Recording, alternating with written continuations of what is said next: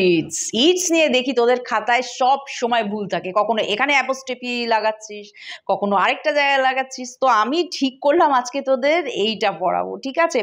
এই সম্পর্কে যত ভুলগুলো তোদের হয় না, সেগুলো সব ক্ল্যারিফাই করব। কিন্তু তার আগে তোদের কিন্তু বলে দিচ্ছি, এই তিনটের মধ্যে একটা ভুল আছে। পুরোটা পড়ানো হয়ে গেলে তোদের বলতে হবে কোনটা ভুল আছে, ঠিক আছে? রেডি আছিস তো? কিন্তু এখানে আমরা দেখতে পাচ্ছি যে ইটের সঙ্গে 3 রকম ভাবে এস যুক্ত হয়েছে। একটা হলো গিয়ে দুটো এখানে অ্যাপোস্ট্রফি এস, আর একটা শুধু এস। প্রথমটা বলে ইট অ্যাপোস্ট্রফি এস। এই ইট অ্যাপোস্ট্রফি এসটা লেখার প্রধান কারণই হলো গিয়ে ছোট করে লেখা। দুক্ষেত্রে আমরা প্রধানত ইট অ্যাপোস্ট্রফি এস লিখি। এক, ইট ইজ মানে এটা হয়, সেটাকে ছোট করে লেখার জন্য ইট অ্যাপোস্ট্রফি এস লেখা হয়। আরেকটা হলো গিয়ে ইট হ্যাজ, অর্থাৎ এটা আছে বা এটা তার কাছে আছে এরকম বোঝানোর জন্য আমরা যখন ইট হ্যাজ ব্যবহার করি, তখন আমরা শর্টে ইট অ্যাপোস্ট্রফি এস লিখতে পারি। কিন্তু সমস্যাটা হলো ইট অ্যাপোস্ট্রফি এস দেখে আমরা কি করে বুঝবো যে ইট অ্যাপোস্ট্রফি এস মানে ইট ইজ, আবার কখন ইট অ্যাপোস্ট্রফি এস মানে ইট হ্যাজ?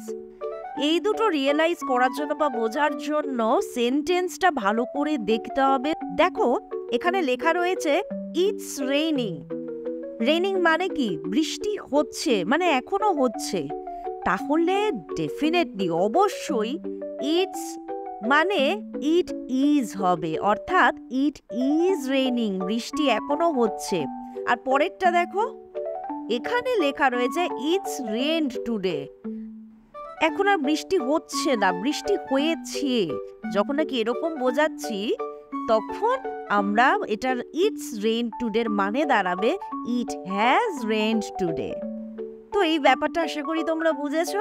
এবার আমরা কিছু উদাহরণ দেখে নিই, কেমন? এখানে লেখা রয়েছে ইটস সানি টুডে, বোঝাই যাচ্ছে ইট ইজ সানি টুডে, যার মানে আজকে রৌদ্রোজ্জ্বল দিন। It's time for bed, it is time for bed, মানে এখন শোয়ার সময় হয়ে গেছে বা বিছানায় যাওয়ার সময় হয়ে গেছে। It's time to go, it is time to go, যাওয়ার সময় হয়ে গেছে।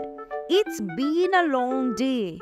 লক্ষ্য করে দেখো এখানে বিন শব্দটা আছে, তখনই বুঝে যাব যে ইট ইজ হবে না, ইট হ্যাজ বিন হবে।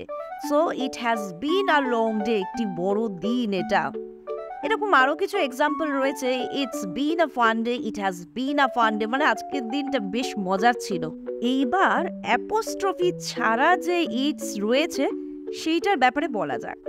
এই আইটিএস ইটস আমরা ব্যবহার করি পজেসিভ নাউন হিসেবে। পজেসিভ মানে কি? পজেসিভ মানে হলো গিয়ে বিলঙ্গিংনেস, অর্থাৎ মনে করো আমি বললাম এটা আমার, কিন্তু যখন আমি বলছি যে এটা আমার এবং আমি কাউকে দেব না বা কারোর সঙ্গে শেয়ার করব না, সেক্ষেত্রে আমরা বলি যে সে ওই জিনিসটার ব্যাপারে খুব পজেসিভ, কারোর সঙ্গে শেয়ার করতে চায় না, কাউকে দিতে চায় না। বুঝলে ব্যাপারটা? আমরা বরং কিছু উদাহরণ দেখে নিই, তাহলে আরো ভালো করে বোঝা যাবে। The cat has its toy, মানে বিড়ালটা কিন্তু ওই খেলনাটা কাউকে দেবে না, এটা ওরই আছে। The toy belongs to the cat. The tree lost its leaves, মানে ওই গাছের যে নিজের পাতাগুলো ছিল সেগুলো কিন্তু হারিয়ে ফেললো, অর্থাৎ ঝরে গেল। দ্য ডগ ওয়াগড ইটস টেল, ওয়াগ মানে ইতস্তত নাড়ানো, তো কুকুরটা নিজের যেটা নিজস্ব ছিল সেই লেজটাকে ও নাড়াচ্ছিল। তো দুটো ইটস তো বুঝিয়ে দিলাম, আশা করি এতক্ষণে বুঝে গেছো যে আমি কোন ইটসটাকে ভুল বলছি। লাস্টে কোনো অ্যাপোস্ট্রফি এইভাবে হয় না, এটা ভুল। অনেকে তোমরা লেখো, জেনে রাখো এটা কিন্তু একদম ভুল।